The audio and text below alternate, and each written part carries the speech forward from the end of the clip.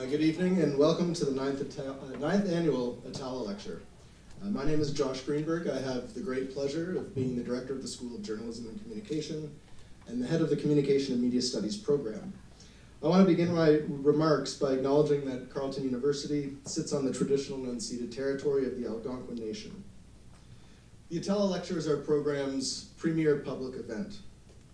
It's an occasion in which we invite a leading scholar, someone whose work we admire, to challenge us, to provoke new ideas, to generate debate, and offer insights to emerging areas of research and practice in communication and media studies. Paul Attallah, in whose name we hold this evening's lecture, was an important figure in the history of our program and indeed the history of communication studies in Canada. He was the author of two key texts that for many years were go-to resources in the communications curriculum at Francophone universities. In English Canada, his co-edited textbook, Mediascapes, introduced literally thousands of students to the field, many of them here tonight. When I arrived to Carleton in 2003, I should say some of them here tonight. When I arrived to Carleton in 2003, Paul was the associate director of the school and head of what was then the mass communication program. It's a position he held for 12 years, making him the longest serving associate director and program head in the school's history. Ask one of his students, and they'll tell you that Paul was a remarkable teacher. Even in our largest lecture theaters, with an audience in the hundreds, he was compelling and a persuasive storyteller. If you ask his colleagues, they'll tell you that Paul had a sharp wit, he was rarely at a loss for words, he never shied away from sharing his views or opinions, especially if the subject was television, the CBC, or understanding of media audiences. Paul was curious about why people hold the views that they do, and he pushed you to explain yourself, whether that was at the pub, in your office, or some corner of our old stomping grounds in the St. Patrick's building. So we remember Paul, and we hope that tonight's lecture also pushes you to think anew about key issues and debates in communication. And we're grateful to the Attallah family for allowing us to honor and remember Paul with this event. I know I speak for our faculty, staff, and students in saying that we are absolutely thrilled that Dr. Sarah Sharma has accepted our invitation to deliver this year's Attallah Lecture. She joins a prominent group of international scholars who have held this event in the past. Her lecture, Exit in the Mechanical Mom, complements past lectures which explored a broad range of controversial topics and themes. The question of the death of television, satellite images of declassified bomb sites, the hacker collective Anonymous, and the trappings of big data, to name just a few. But despite their topical differences, all of the Attallah lectures share a commitment to presenting thought-provoking arguments about core issues not only facing our field, but society more broadly. Before providing some housekeeping notes and then moving on to a proper introduction of our speaker, I want to thank some colleagues for helping to make this evening a success. Our Dean, Andre Plourde, for his ongoing support of our program and of this evening's lecture in particular. Dean Plourde can't be with us this evening. He is on a bus, as I understand it, on the way to Toronto to a big recruiting event. But he does send his regards and congratulations to the department. To our faculty members who on a very hot June afternoon last summer in 2016 came to a very quick and easy consensus that Dr. Sharma should be this year's speaker. To our IT coordinator, Roger Martin, who designed this year's poster, as he does every year, in our web-based promotional materials. To Dave Elliott, our school's media producer and studio coordinator, who's recording this event and will help to make sure that it gets up on our website so you can watch it again. And finally, our school administrator, Carol Craswell, who ensures that all of these events go off without a hitch. So please join me in thanking them.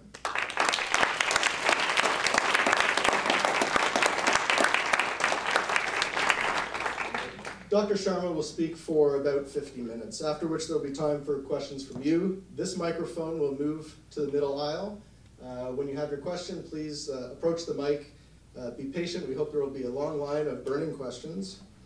Our event will adjourn probably around 7:45. There will be a reception in the atrium to which you're all invited.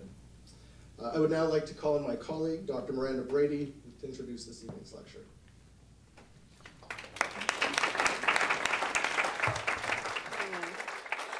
Thank you. Good evening. It's my great pleasure to introduce Professor Sarah Sharma. Dr. Sharma is an associate professor at the University of Toronto and director of the McLuhan Center for Culture and Technology. Dr. Sharma's work offers interventions into the study of media and communication through cultural critical approaches that explore the intersections of time, space, labor, gender, technology, and politics. Dr. Sharma is a creative and innovative scholar who thinks through and challenges canonical figures.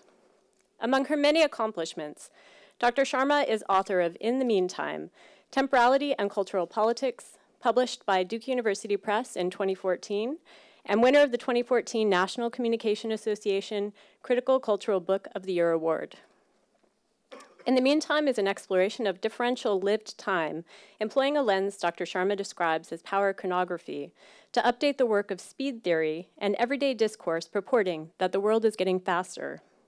Engaging seminal thinkers such as Doreen Massey, Frederick Jameson, and David Harvey, Dr. Sharma remedies oversights in time-space compression theory that inadequately consider the various ways in which people experience time, space, place, and differently based on their relationship to labor, class, immigration, privilege, and other factors. For example, a taxi driver will understand time and space differently than a corporate yoga instructor or a business traveler. Dr. Sharma explores each of these perspectives through interviews and ethnographic methods, attempting to understand pervasive discourses of labor and capital as related to time. Moreover, her approach explores not where, but when the public sphere occurs, departing from Habermasian notions of distinction that conceptualize realms of political activity as relegated to very specific places and conditions, for example, those outside of commercial and political interest. In chorus with a number of other positive reviews of the book, Dr. Ruth Barkan writes of In the Meantime, Sharma's insistence on the multiplicity of lived temporalities in the order of global capitalism is valuable, not least in its parallel insistence on the multiplicity of methodologies needed to apprehend our different experiences of time. One of the book's many achievements is to paint detailed portraits of lived time while simultaneously effecting systematic, clear articulation of theoretical arguments. For both reasons, this book is an impressive contribution to the cultural analysis of time. Anecdotally, my own students have found Sharma's work to be accessible while at the same time theoretically engaging. Dr. Sharma's scholarly contributions to time and space theory have also appeared in many scholarly book chapters in journals such as Cultural Studies, Transfers, the Journal of Mobility Studies, and the Journal of Communication Inquiry. In her current work, Dr. Sharma is exploring feminist updates to Marshall McLuhan's famous aphorism, "The medium is the message." This includes a continued query of gendered labor, including ideas about the mechanization of motherhood as an extension of woman. As well, she is writing about technology, gender politics, and the male fantasy of exit when the going gets tough or even just a little bit challenging. Dr. Sharma's research is an extension of her leadership role at the McLuhan Center. Her students enjoy the benefits of her insights in classes like Technologies of Space and Time, as well as the speaker series and events hosted through the center, which acts as a hub for intellectual engagement with McLuhan's legacies. Dr. Sharma facilitates conversations with key thinkers who continue to innovate communication and media studies as they explore the social and psychic consequences of technology. Dr. Sharma has also presented her own creative scholarly interventions through many international speaking invitations, including her recent addresses at the Canadian Embassy in Berlin and Cornell University in New York. And tonight, we're very lucky that Dr. Sharma will share her work with us as one of the esteemed Attallah speakers.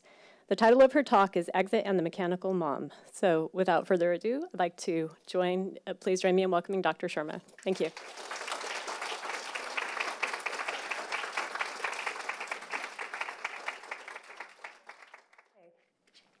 So first of all, thank you. That was an amazing introduction. I almost don't think it's all true, but anyway, so wherever you found all that stuff, thank you. And Joshua, thanks for inviting me.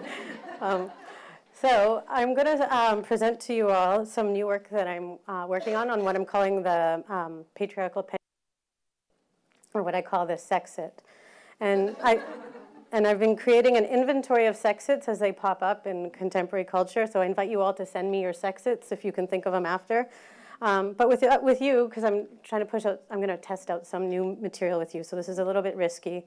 I'm going to map out and spend a bit more time on how sexit appears in our machines and in the figure of what I'm going to call, or what I will call, the mechanical mother. And my big argument in this project is that the culture of exit poses a huge problem for politicizing social reproduction, for thinking about the technopolitics of social reproduction. So I'm sort of on sexit's case. I'm looking at seeing who's doing it, where it is happening, and what's going on.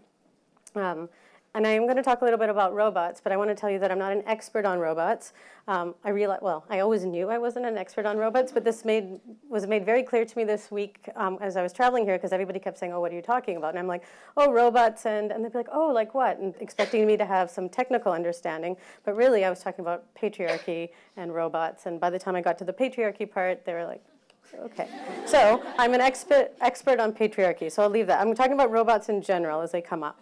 So with this, I'm going to start. I always hate the beginning of talks, so I'm going to start by doing something a little bit strange. This is a quote from one of these is a quote from David Levi's Love and Sex with Robots. So this is a quiz for you all. When you have a robot around the home, whether for cooking or for sex, wouldn't it be nice to be able to have a chat with it? When you have a robot around the home for sex and chatting, wouldn't it be nice to be able to have it cook for you? When you have a robot around the home for cooking and chatting, wouldn't it be nice to have sex with it? So how many of you think it's number 1? How many of you think it's number 2? How many of you think it's number 3? Okay. It's actually number 1, but yeah. But it doesn't really matter. And sometimes I forget which one it is, because this is part of the point. What does it really matter which one it is? Here's the beauty of these new devices designed in the image of masculinist desire. She will provide intimate, affective, communicative, emotional, and nutritive sustenance. Once she's yours, you can just program her to do all of this for you for free. So next I'm going to introduce you to Harmony, who is the first AI sex bot. One problem they're having with Harmony is that it's difficult getting her lips to move in time with her voice. And also tricky are the subtle shifts that keep her facial expressions in tune with the conversations she's engaged in. Now, Harmony's creators don't want to make her too lifelike yet, so they have the technological capability to fix this. But perhaps it's just fine, I'm guessing, if she begins her new relationships by not talking and just listening and nodding her head instead. She is, like another doll named Eden, programmed to provide 20 sex positions. So I don't know about the rest of you ladies, but when I see all this, I just feel so relieved. I'm like, I'm not so worried about what she looks like. We all recognize what the male gaze does, so it's not that. And I'm more excited about the fact that everything is sort of taken care of now. I'm going to have so much more free time. I've been racking my brain to come up with that 21st sex position. My face often moves to reflect what I'm saying, and sometimes I really am too tired to cook after all that sex and nodding. So I'm just sort of looking around here and thinking to myself, you know, as a feminist and all, isn't this what we've been waiting for? We can exit the scene. The robots are here. Can we go now?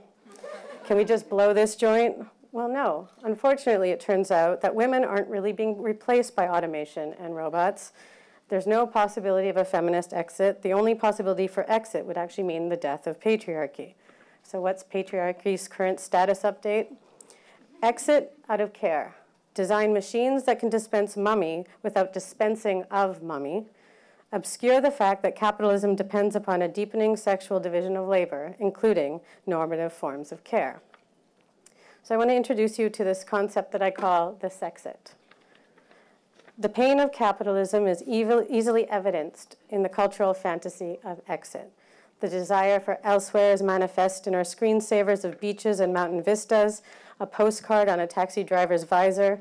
You can meditate at your desk, or maybe travel through a mediascape. You can get drunk, you can get high, long for a sick day, or purposely take the bus so you can daydream. All of these are sedentary exits, little lifestyle choices that temporarily numb. But this is also a media culture of exit by remote control. You ghost a new lover, stare at your phone in the company of others, and unload boring tasks and labors via apps. Disconnect someone rather than fire them. And then there's the excising of all human capacities by transferring them onto machines. But exit also operates as a political strategy on the left. Getting out of this place is found in queer utopias and invitations to world-making. More recently, the invitation to become feral and wild, autonomous communes, collectives, farms, and co-living love nests, laboratories for the experimental and intimate living. And what they release into the social field, we do not know yet. So there's nothing strange about dreaming of exit, to detach, unplug, escape, refrain, remove, withdraw, refuse, retreat, hide, leave, flee. But ultimately, and here's where the pain of capitalism truly sets in, the escapes are minimal and the routes are unknown. Exits are few and far between. But I think the more important problem and the bigger confounding pain is that exit has a gender problem. Exit is an exercise of patriarchal power, a privilege that occurs at the expense of cultivating and sustaining conditions of collective autonomy. Exit stands in direct opposition to care, and care is that which is responds to that which is the uncompromisingly tethered nature of human dependency and the contingency of life, mutual precariousness of the human condition.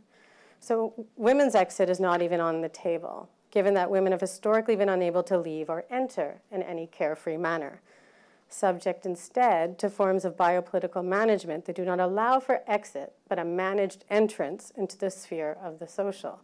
The public and the political, the institutions like the university and the corporation, it could be the gym or the faculty club bar, even half price for ladies at the nightclub on Thursday is a managed entrance.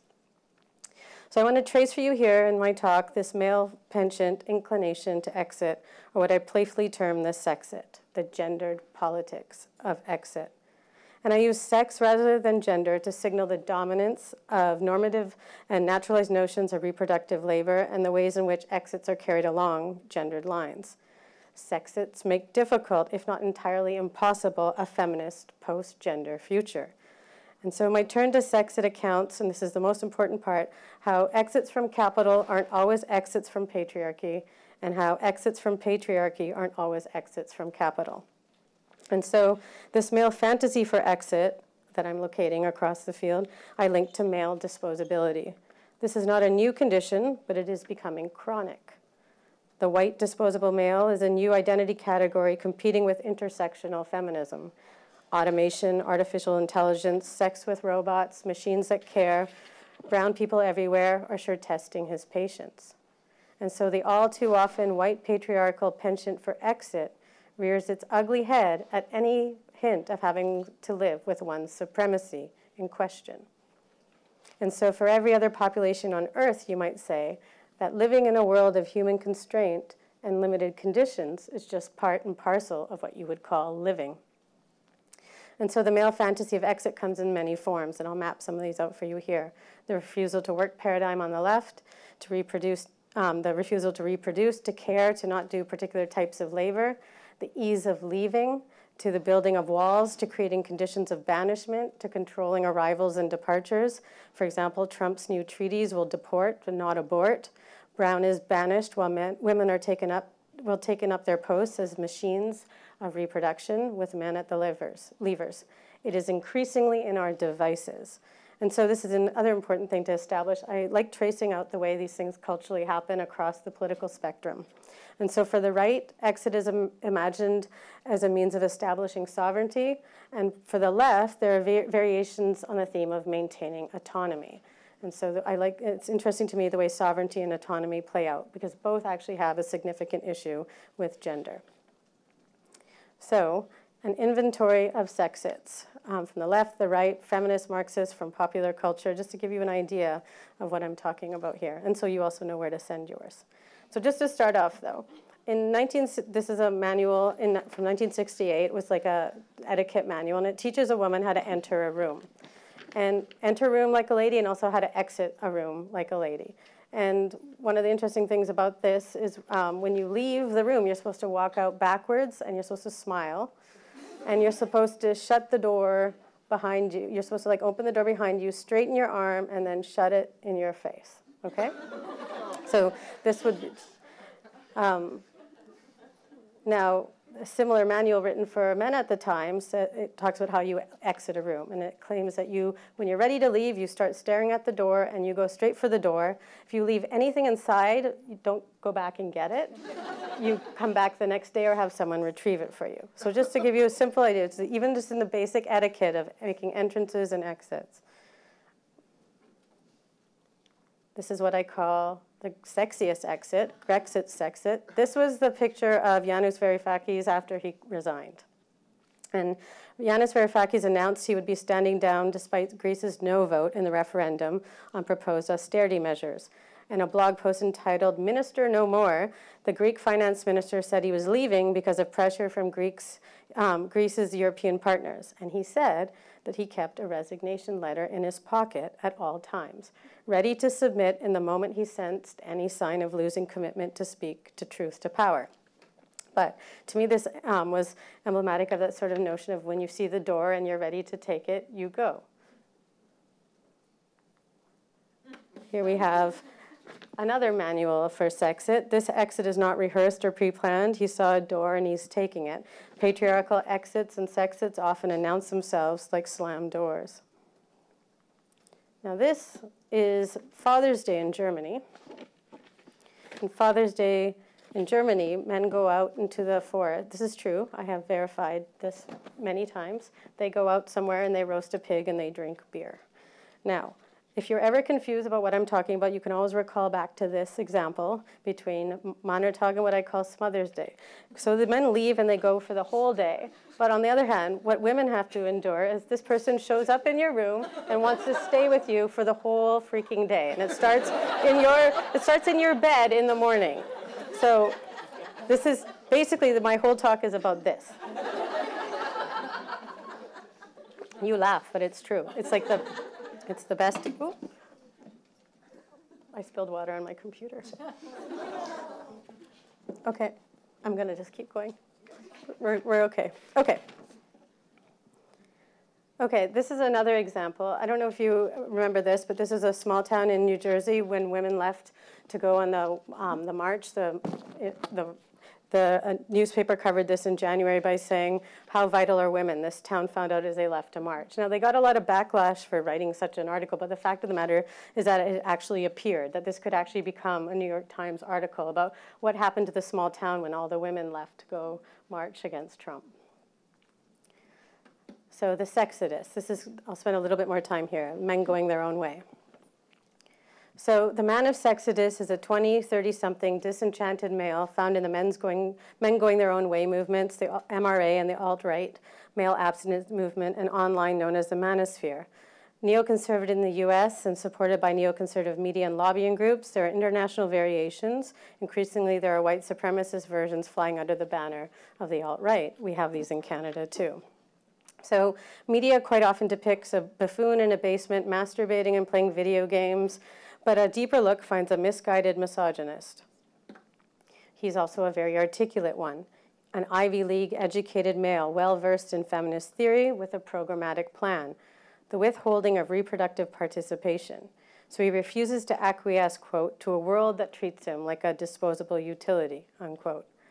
The onslaught of disposability is regarded as a result of the rise of feminism, but strangely, it shares some of the common themes coming out of precarity politics coming out of the left, which I will get to later.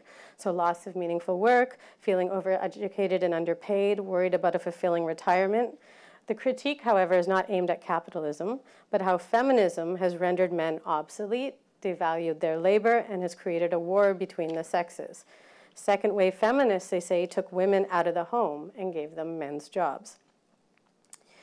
It also left many of these boys born to career women who cared little for them after they were born, or so they say. So a lot of the discourse goes like this. Here's a quote about, maybe if someone had actually cared for me for the first 5 years of my life, I wouldn't be so angry, unquote.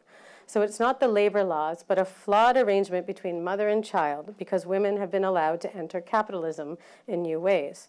Now, third-wave feminists and immigrants are to blame for the second sexodus, which we are in the midst of now. A feminism which fuses with technoculture to further eradicate the need for men in their labor and society, and an entire country of people stealing their jobs. So the discourse around the men of sexodus is often about what happens with their interactions with women. Clumsy sexual advances become rape allegations. They can't blow off the steam of their new economic anxieties by being with a girl. They are stuck. turning to robots and turning to other forms of sexual satisfaction. They say best to avoid being trapped into fatherhood against their will. They don't want to be breadwinners under these socioeconomic conditions anyways. So withholding reproductive participation is imagined to be a resistance that strikes at the heart of the women that have rejected them. And then I found this one pretty interesting. This is Brexit. And there was these Brexit condoms. It's riskier to stay in, the safer choice, and also pulling out never works. So Brexit sexit relies on a phallic metaphor of Britain as an unprotected unit in risky relations with its others. Tired and worn out with nothing left to give, held back by and simultaneously lured in by its needy dependents. Exit out of having to care any longer. Exiting out of the EU is an act of sovereign will and power.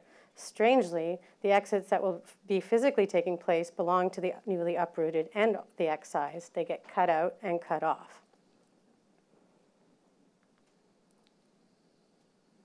So this is part of another example I've called neoliberal feminist exit or Swiss mocha sexit. It is quite difficult to find an inventory of exit for women in popular culture. Instead of withdraw, women have been instructed to, you probably all know this already, lean in, but also balance, juggle, modulate, take time off, breathe, meditate, exercise more, visualize, manifest, rock their bliss, shake it off, basically recharge in order to re-enter. Exit for women tends to look like an International Foods Swiss mocha coffee break.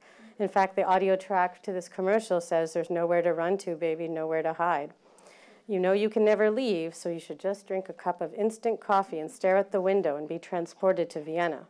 Maybe she's thinking about the coming robots. Will they get dirty? Will they get dirty? Do I need a car seat for them? Will soap and water work? Are they flammable? What are they shipped in? How do you know if they're working right? Is there an instructional video? But there is within this strand of Go Girl, there is also a strand within this feminism that I would say is more particularly oriented towards exit or neoliberal feminism. What I wish we would actually start calling patriarchy, but that's another conversation. So it's a problematic exit strategy, and it is one that depends upon reinforcing the intersection of capitalism and patriarchy because it maintains the centrality of home and work. Not to mention that it's often white, rich, heteronormative, and obsessed with work-life balance as an endpoint to political struggle. So the unequal distribution, I don't know if you've noticed this tendency, all of a sudden affective labor is showing up all the time in like The Guardian and the New York Times, or immaterial labor, emotional labor, and it's sort of a little bit disturbing because the things that are listed in these articles are things like writing thank you cards, birthday cards, buying Christmas presents, supervising play dates, making organic meals, plan making, baking for bake sales, making gourmet meals, pressing shirts, stain removal, making plans, planning holidays, and the list goes on and on and on. And all of these are discovered as being unequally distributed across normative gendered relationships. But in a culture of exhausted working women, perhaps it is not shocking that middle-of-the-road political commitments start to reign supreme. It is as if we are all living in an endless rerun of that bad movie, Bad Mom. And I've had enough. I've had enough means I'm bringing cupcakes to a bake sale rather than a gluten-free cake. Life hacking your morning routine stands in for the political struggle that needs to be oriented towards patriarchy and capitalism simultaneously. So while this is a real experience and disheartening example of a politics that flows from gender inequity, the political potential of care is what I'm worried about here, because as a category of feminist organizing, it's being co-opted. And this labor risks being devoured by the excessive cultivation of lifestyle, its routines, and its expectations, when in fact the real regimes of forced care are taking place elsewhere. So very simply, neoliberal feminism offers a programmatic plan for exit for some women by hiring out the labor to other precarious bodies, historically other women, and depending on where you live, women of color. In this way, exiting out of housework, care work is a sign of feminist social mobility. But there's a new part of this story, and this is the part that I'm more interested in, which I'm calling platform sexit, because the new part of the story includes a new technological infrastructure, as well as a pretty masculinized, rugged workforce. So platform labor is composed of short-term workers who don't have to care and are certainly not cared for. The gig economy maintains a normative gender divide even when it doles out gigs to young men. So I find it interesting, the most prominent example in the media of gig workers are these sort of masculinized, rugged guys on their bicycles. And I think what's interesting about this is how this doesn't get understood as care labor or affective labor, emotional labor. It's like a guy hustling to make some ends meet, or a guy hustling for work. So I think there's something interesting about having this, this more rugged figure step in for a larger network of the spread of care, basically, or the spread of social reproduction. And although we don't want to call that care, and we'll get back to that in a minute. So if you take something like Taskrabbit, it was founded in 2008 by Leah Busk. She was a former IBM software developer. And after she developed this company after she got really frustrated by the fact that she had no time to buy dog food. This is a quote. She was frustrated, had no time to buy dog food. Busk realized how helpful it would be if she had a neighbor or a friend to rely on. With a guiding ethos of, quote, neighbors helping neighbors, unquote, she started Taskrabbit, a mobile and online company that connects freelance laborers to local demand.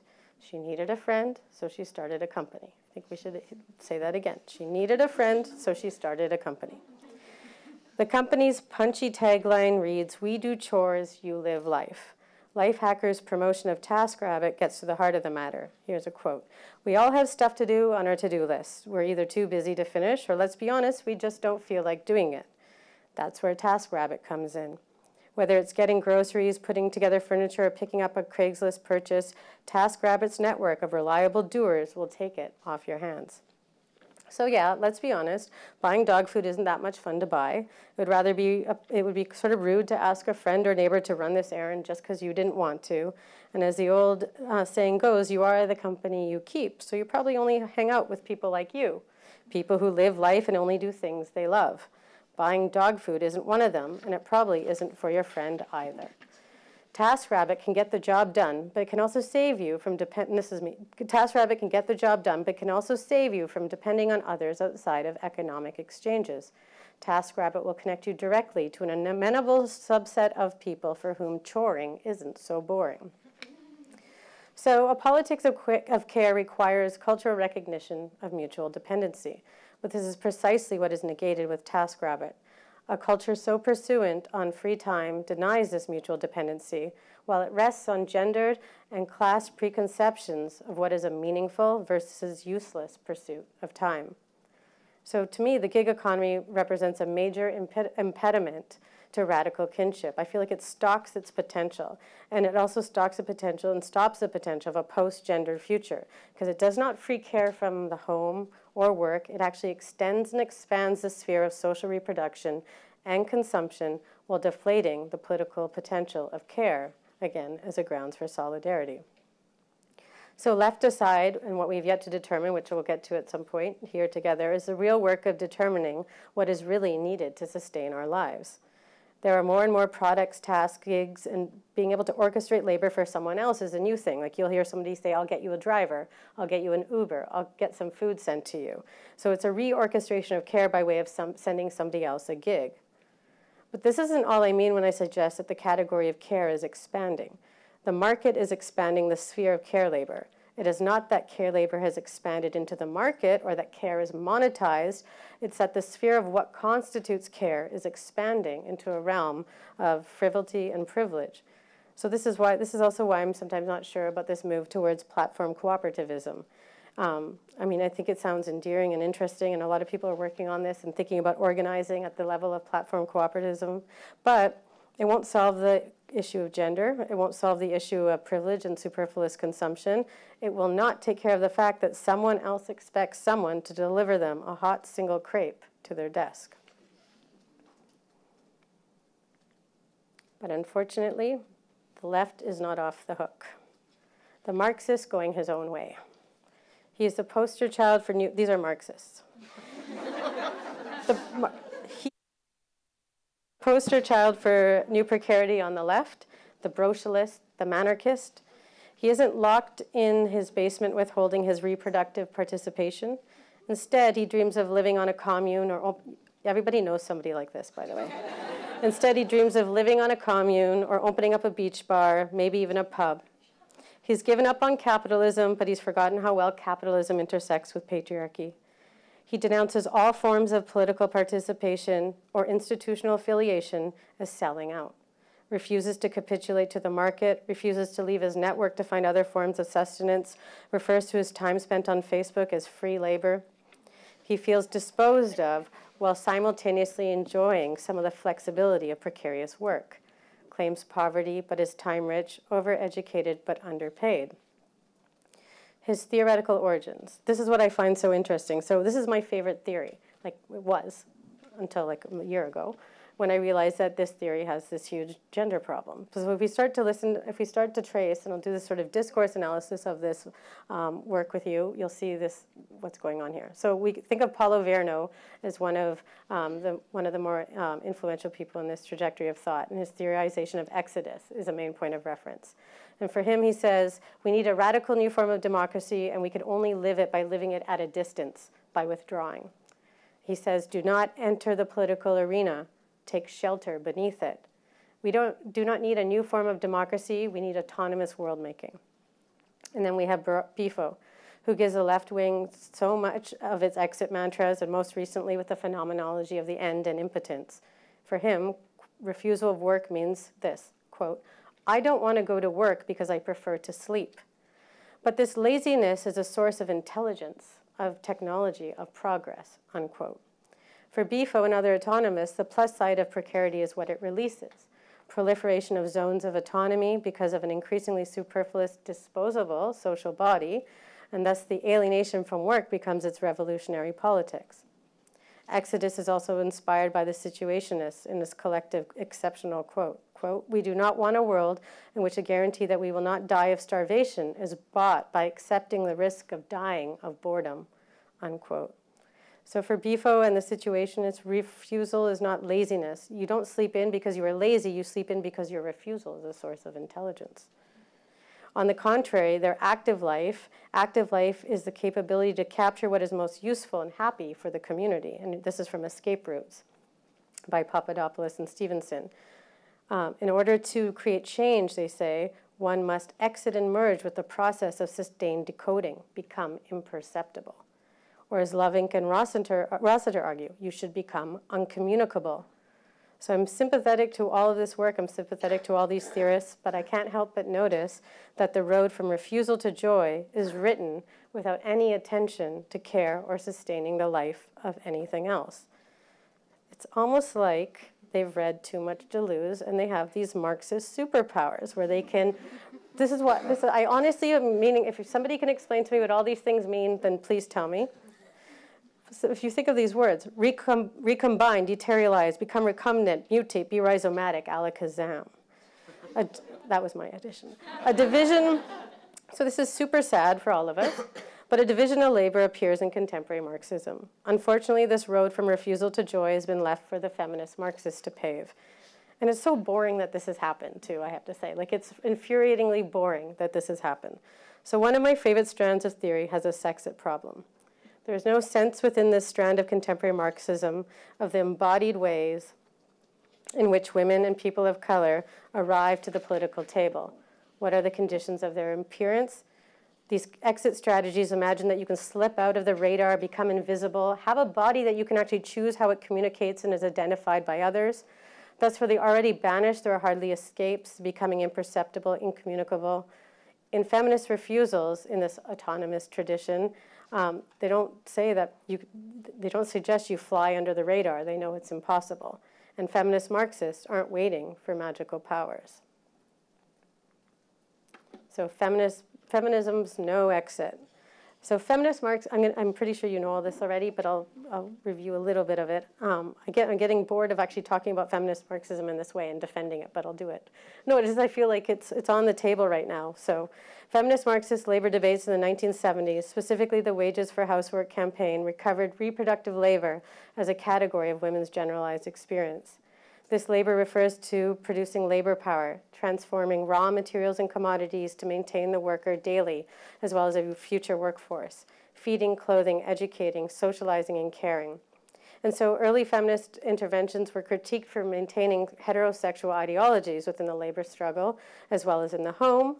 They were charged with essentialism and maintaining a rigid gender binary. But I think it was misread, and in this way it continues to be disregarded. In fact, the focus on social reproduction, we must remember, was a corrective to the misogynistic but also racist elements of Marxist approaches to the economy and class struggle. The focus on social reproduction and wages for housework was not meant to domesticate women, but provoke new ways of living, laboring, and loving that place care at the center, including attention to forced care and the intimate and complex relationships between caregivers and receivers of care. By making central reproduction, denaturalizing it, it opened up an inclusive category. It doesn't refer to heterosexual life or biological regeneration of life, but how labor power is reproduced and the ways it is sustained and regenerated. And so really, politicizing the power of social reproduction only requires the fundamental recognition that we were all born, that we will die, and that our lives depend upon reproduction, and that this reproductive work has historically been undertaken by women and people of color for little or no pay. So feminist Marxists call into question, and I think this is the most important part, and this is what remains in jeopardy. They call into question the restrictive institutional ordering of everyday life to split between home and work. They provoke the necessity to multiply the spheres that constitute life, labor, and love, includes the notion that, which Haraway has just written about, to make kin and not just babies, and that we should be encouraged not to just have significant others, or a significant other, but a field of significant others, and we are encouraged to care for those that fall out of the realm of our normative lives, perhaps including robots, cyborgs, pets. Feminist Marxists speak of refusal, but never exit. I say it as never exit because it has an orientation to a larger political project and some ideas of how we'd actually get there. When they speak of refusal, the where and the how of politics of care is explicit, it's central. There is no refusal without attention to care. In other words, it's simultaneously oriented towards refusing capital and patriarchy. Isabel Laurie suggests that people go on care strike and asks everybody, what is your care strike? What would your care strike be?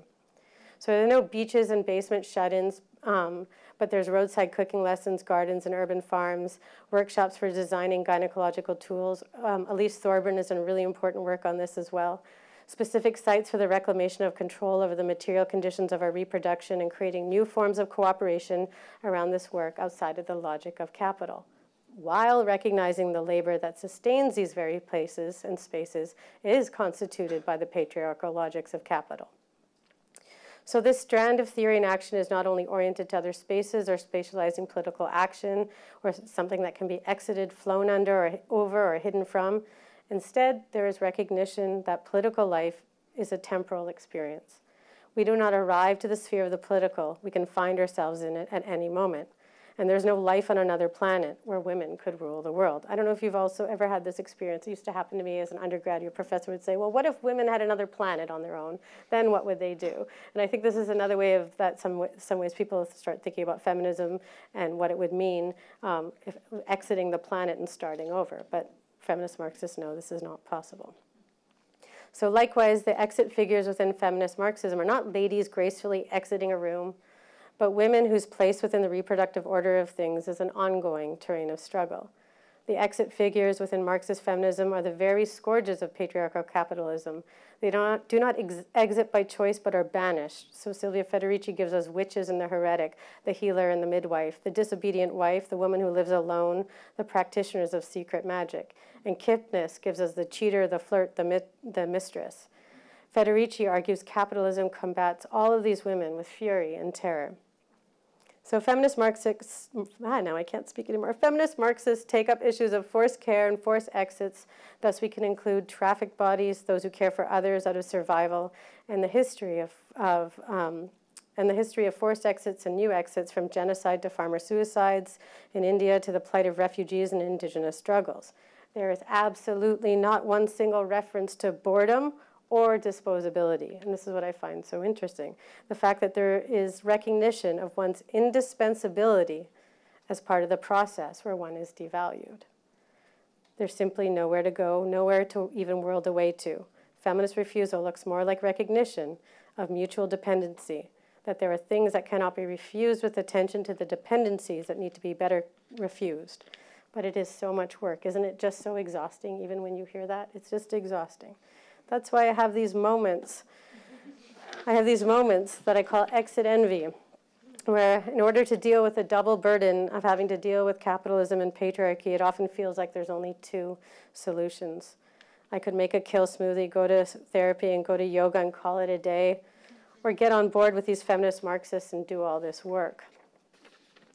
I also want to point out one other trajectory that happens as part of this exit strategy is what I would call, I didn't have time to get into it today, but BuzzFeed's self-care as sexit.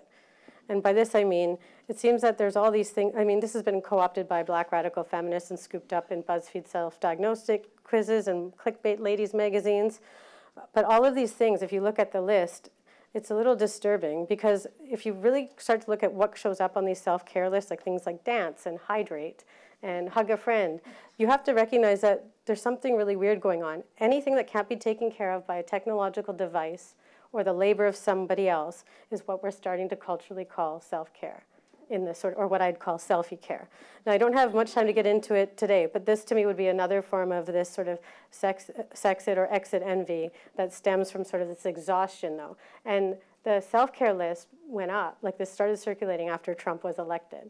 So it was this interesting moment to where like, being that, it was like that intersection of capitalism, patriarchy, and this militaristic sense, or in this having this person hovering all around you, and then self-care emerges as like this popular mechanism. But anyway, so this would be another example, but I don't have time to get into it today. But I'm a world away, when I return back to the feminist Marxist, I'm a world away from worlding, being wild and feral, a bit of an irritant maybe, because most days when I walk out of my home, I'm not on the way to build gynecological tools on the hillsides of Spain. I work in an institution and instead am just inundated with a very simplistic and dumb binary.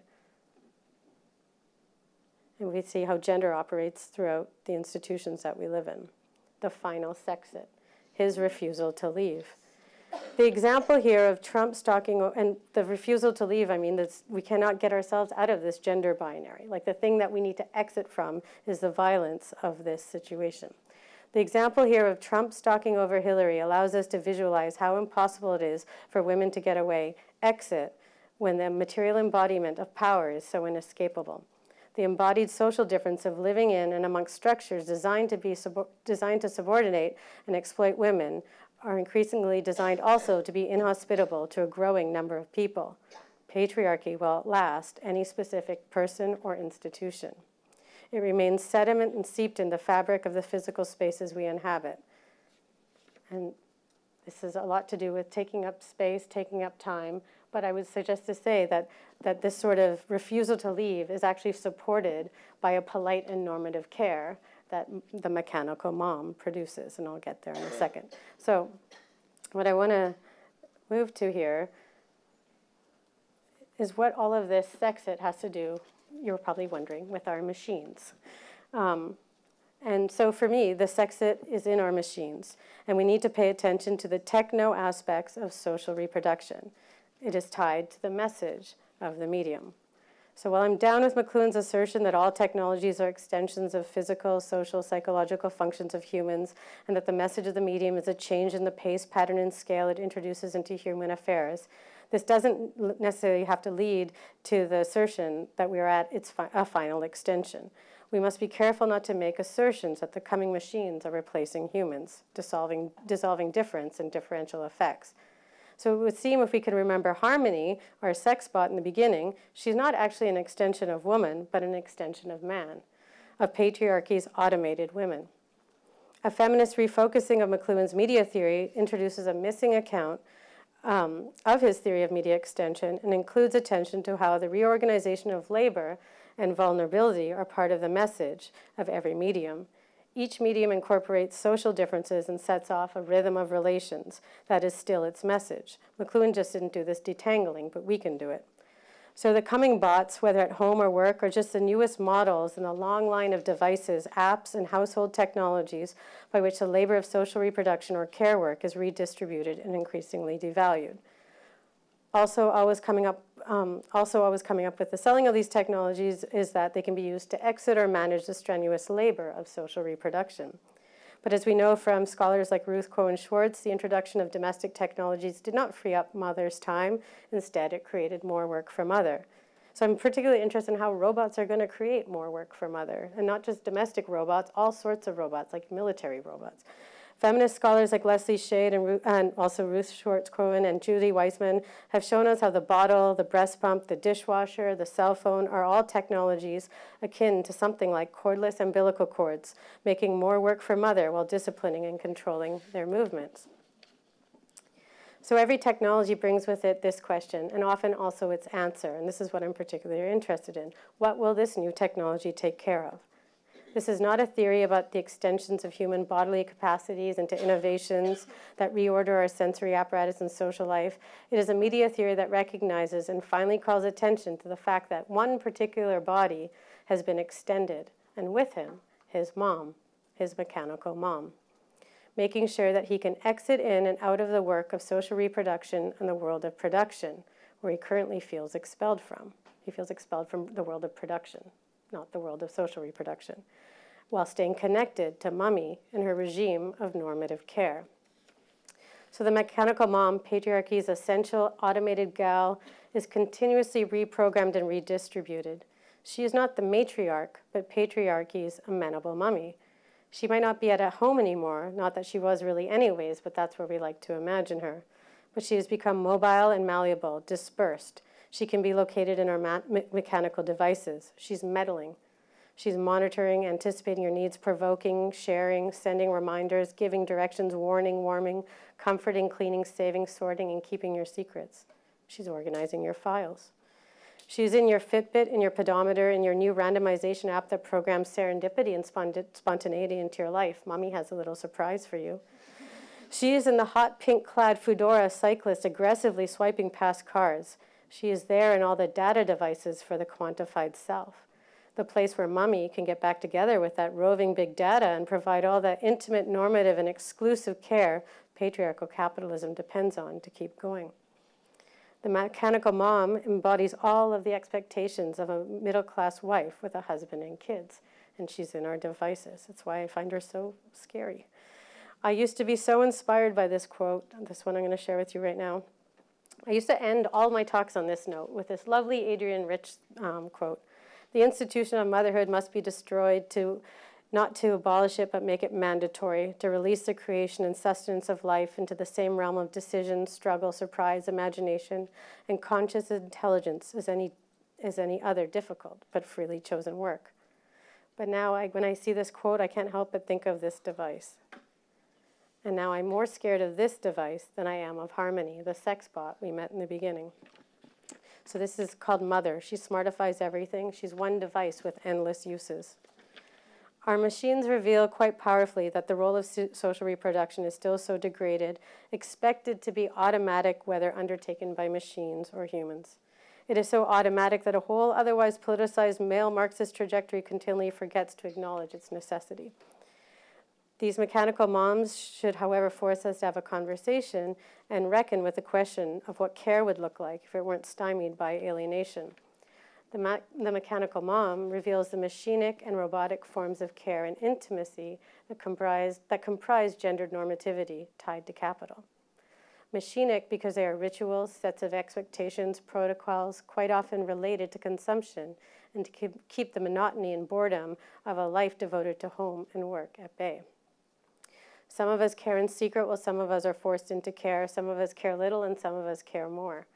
The category itself, I think, needs to be reevaluated. I'm not sure it's working so well.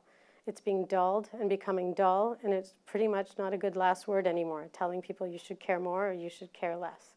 So I think we need to start paying attention. I think the next move within this feminist Marxist trajectory is to pay attention to some of the limits and contours of care, its parameters. It shouldn't be a wholesale catch-all category. Otherwise, it starts to mean nothing. It becomes unclosed and something uncommon. But at the same time, you don't want to police care and decide what constitutes care in the field of social reproduction and what doesn't. But there's something right now wrong with the way the term is a catch-all for everything. The dispersal of mechanical mom deflates and makes difficult the political potential of care because it strengthens the bonds of normative life. She offers to take care of things so you can have free time. More time will not smooth over structural power differences, the well-maintained gender divide between social reproduction and production either. Not to mention that there'll still be need for maintenance and repair. There'll be new needs, new desires, new pathologies, new attachments, and new wounds. And we might say that it could be women that have to pick up the pieces and nurture the lost souls and deal with the negative consequences of disposable men in an automated society. Moreover, we've already seen how women are blamed with the sexodus for capitalism and technology's ability to make men disposable. There are very few concerns about female disposability out there in the popular discourse about the coming robots, and you have to wonder why. Why are women not worried about being disposable or replaced? But this is how patriarchal capitalism is able to maintain power over women and other subjugated populations. No exit. You can be disposed of but not disposable, always indispensable to the order of things. Thank you. And on a grim note. That was a really amazing talk. I appreciated that a lot. I'm curious what you think of how universal feminism maybe reinforces this, because that's my perception, but I'm just curious to hear more. Yeah. Universal feminism is in the we?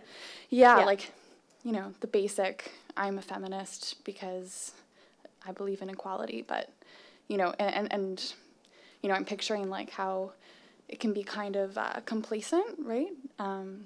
So maybe how that plays into this. Yeah, I think this is a point. I don't know if we all use different words for, I know part of it is like you don't want to say, well, you're a feminist and you're not a feminist, right? Yeah. But I think when I clearly, to me, it's like it's a stance that's oriented towards obviously resisting patriarchy or getting rid of it, but you can't get rid of that without getting rid of capital. So to me, it'd have to be both. So I don't know if I would like, I don't like think like, oh, this person is this is a feminist or this isn't a feminist stance. To me, it's like that. Yeah. If you're doing those things together, then you necessarily. I guess what I'm thinking of is kind of the really basic notion of feminism, that feminism equals, and I'm kind of picturing that exit, you know what I mean? Like being an independent woman, and there's a level of like wanting to exit in that. Yeah. Is that, yeah. Yeah. Well, because you can exit out of, by reestablishing and reorchestrating other forms of social reproduction around you. Yeah, so I would agree with that. But, and I forgot what I was going to say. When the first thing you said, I'll think about it again and I'll tell you. I don't know if I've answered your question. No, I think that. What do you want to say? That was just, I was kind of just thinking that while you were talking, but like the BuzzFeed self-care post and stuff like that, I feel a lot of that is branded in this kind of superficial view of feminism. But. This came up a couple nights ago in a discussion where a bunch of us started talking about how there's a new thing called like intersectional, like popular intersectional feminism. Mm-hmm. So now that there's been pop feminism, and now intersectionality has become popular. Yeah. And it's just sort of. I guess that's what I mean. Pop feminism is a good term for it. Yeah. Well, so I really mean what I said, and I think I don't know why it's so hard to say, but why we call it neoliberal feminism when we could just call it patriarchy. Yeah. And so part of the reason why I'm interested, and I hate that section of this paper, like of thinking about the way labor is reorchestrated, but I also hate the fact that, you know, these sort of forms of gender normativity are tied to this sort of capitalistic engine. So like, why don't we call it, like, what happens if we start calling neoliberal feminism or all this stuff that appears in those ladies' magazines? What if we start calling it patriarchy? Yeah. That was great. Thank you so much. So I really appreciated what you were saying about Marxist sexists. Sexists? Am I saying that? Yes. Especially, so the words like withdrawal and retreat and how they come up in other kind of examples got me thinking about queer sexists. So thinking about people like, even like Lee Edelman, and the idea of that sort of that we can reject the futurity of children, and it's a kind of exit, right? Or queer darkness and the idea of receding from view and visibility and the politics of representation as a kind of queer strategy. And I'm wondering if you are thinking about those types of exits as well? Yeah, but I also think, like, I don't think we can even say that queer theory does one thing. I think if you map that field, I think Lee Edelman does something very specific, right? And I would count him in my exit list, right? Because there's nothing that absolves somebody's sexual orientation from being misogynistic too, in a sense, right? Or not thinking about social reproduction. And so I do think, then there's the other ways, like the stuff about becoming wild and feral, which I find interesting. I think my only, my approach to this is like, is there a path from refusal to joy? right? Like, is there a strategic, is there in any sense of sort of the logistics of whatever this takes, rather than it just being about worlding away? You know what I mean? Like, is there anything? I'm not meaning like a manual, but like but like something that we can actually base a politics on that like could that's not just vague. Like we can reject children, right? Because that's a little vague. Yeah. Okay. Cool. Yeah.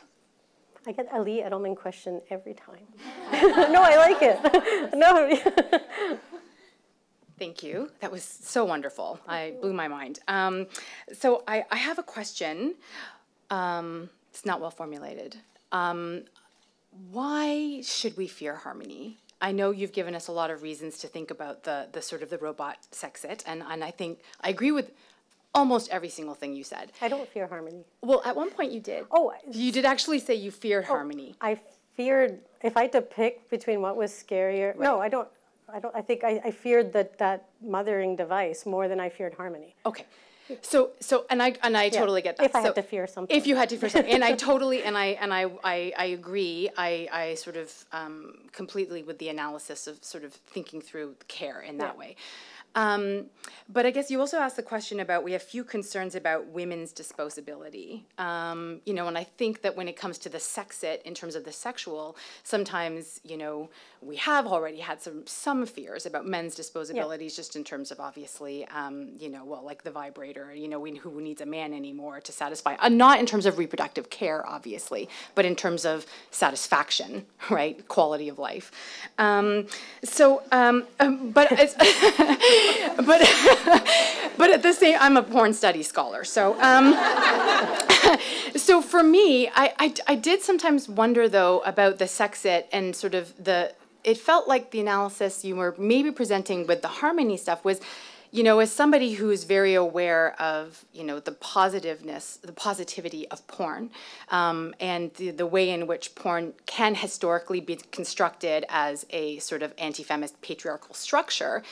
If you don't hold that position, if you're very aware of porn, if you're aware of porn as a productive, fulfilling sort of part of, you know, or whatever in, you know, relationships we want to have, you know, I think that's really interesting to think about harmony and our robotic developments along those sorts of, you know, intimate developments. So I was wondering if you could talk about that. Yeah, and also just how the affective, and also just as we have these developments, these sort of robotic sort of developments, we also have an influx of, you know, care towards them in some ways, right? And so I think that's just something I was wondering if you could talk more about. Thank you. Okay, so the first thing, but I agree with everything you're saying about harmony. I don't think, I actually, and I also don't find her form that shocking, and I don't really care about that. I think the weirder thing that happens is that people compare harmony to vibrators.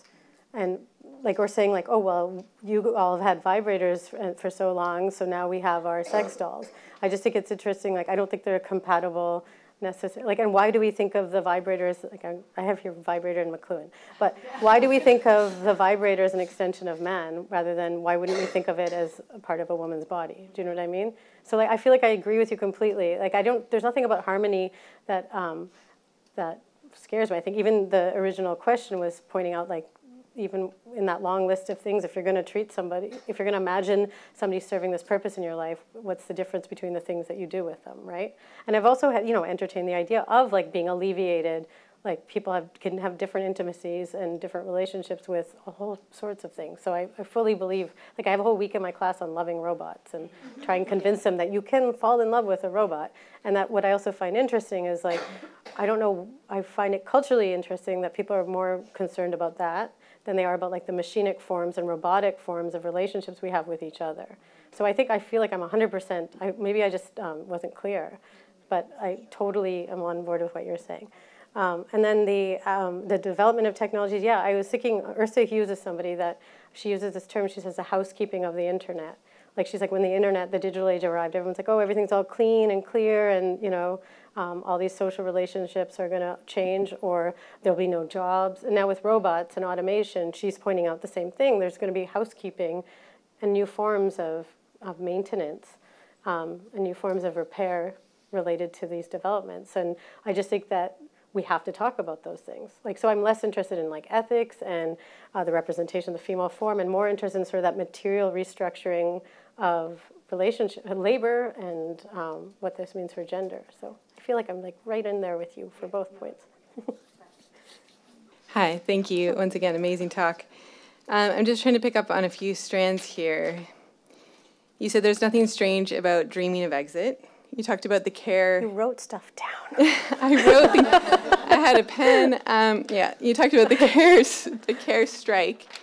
So, okay, the path from refusal to joy. I love that framing. And I'm thinking about how, for women in particular, where you're speaking from, they're trapped in this patriarchal context when they're thinking about this refusal to joy, right? So dreaming about a care strike, slipping out of the radar, they know it's impossible, they're trapped.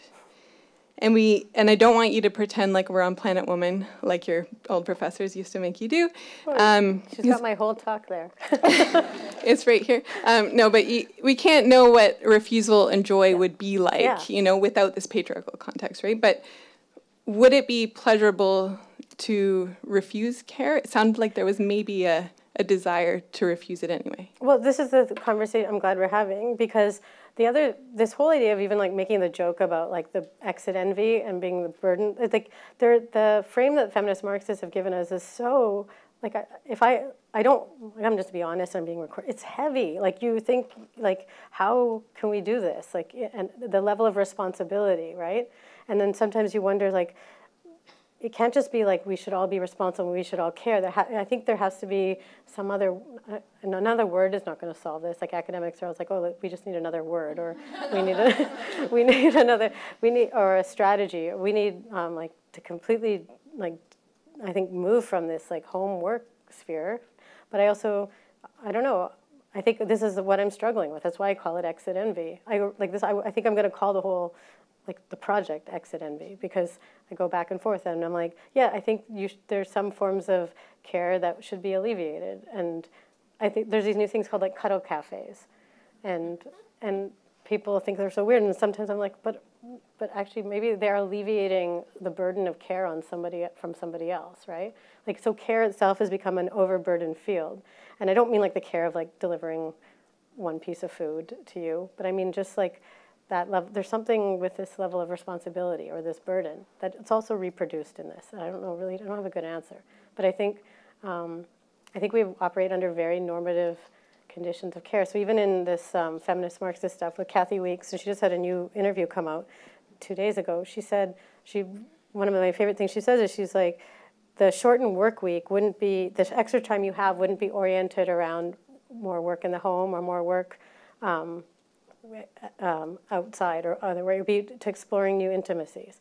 And I'm like, okay, yeah, that's all great and everything, but like, is it that simple to go around, and don't you need some sort of sense of what that means too? Like, there's no strategic, I don't know, do you know what I mean? Like, you just walk around going and explore new intimacies. I mean, maybe some of you know what that means, but like, we do know what it means. So we know what it means a bit, right? But I'm saying there's also like, that field doesn't just arise either, right? And I also I wonder too, it's like, I don't think more free time to explore those things is going to also necessarily be the answer. So there's something, I don't know, I'm working on this. I think this is like an exciting moment in this type of theory too, so I don't know. Great, I loved it. Really interested to see when or whenever the paper comes out. 10 years. 10 years? Got it. Okay, you have some time then. Well, I wonder how many media platforms will be valid still. I'm really curious to understand your methodology in coming closer to your research. Mm-hmm. One of the things that sparked this question was, most importantly, when you brought up the BuzzFeed example. I happen to follow BuzzFeed India a lot because I was born and raised there, and some of my research ideas are also kind of centered around India. And BuzzFeed India actually has been kind of creating this move of feminism that I find, where they're challenging notions of misogyny in pop culture in Bollywood and Indian film industry and things like that. So that kind of made me understand, or just want to get your picture on how are you going to be choosing your, I don't know, your sample size or your or your mode of collection, or whatever it is, or if you've given that a little bit of thought. Like my comps or something? I already have my associate professor. I don't have to defend my methodology. Well, there's a reason why I'm asking this, is because I myself struggle with kind of finding that sample size and using the valid research. So yeah, just wanted your thoughts on how you're kind of progressing with your research. Okay. Joshua, do I have to answer this question? Right now, I don't have a sample size. I think the other thing is, like, because this is also my second, like, post-tenure project, I am being a little bit more playful with how I'm doing this. I am a rogue methodologist, and I'm interested in studying. You can tell. I'm interested in, like, I have a question, and I look, and like, it's doing popular cultural analysis, discourse analysis. I'll probably still do interviews, but I haven't mapped that out yet. Popular culture? Yeah. We'll talk later.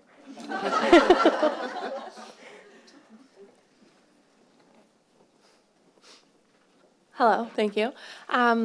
Something I've been really interested in lately that I was thinking about during your talk is, like, there seems to be a lot more, like, women's circles now, whether it be a yoga class or a meditation retreat, women's only gyms. A lot of it does seem to be, you know, fitness, and it is in that self-care area.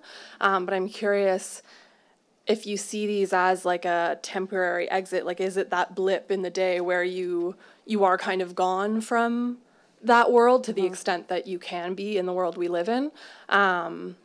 Or if it's like, because we read this, like, for my class 2 days ago, the chapter in the meantime about the yoga teachers. So do you see it more as it's actually just time that you're taking away to then go on to reproduce what you're all, and I feel like that is what you've been saying, but I'm curious because I can't help but think about, like, you know, a bunch of women spend the weekend in the woods and they don't talk to anybody and they build each other up all weekend, and, like, how does that fit into all this? Yeah, that's really interesting, because as you were saying this, I was thinking, like, my whole, the reason I got into this project too was because I got excited by all this post-gendered non-normativity stuff, and then I'm finding it's like a sort of rise of gender essentialism, or also, you know, there's this weird discourse on the right about the war of the sexes, but it's kind of happening everywhere. Like, there's this weird moment too where it's like we're imagining a sort of post-gender potential, but then there's a lot of this, like you're saying,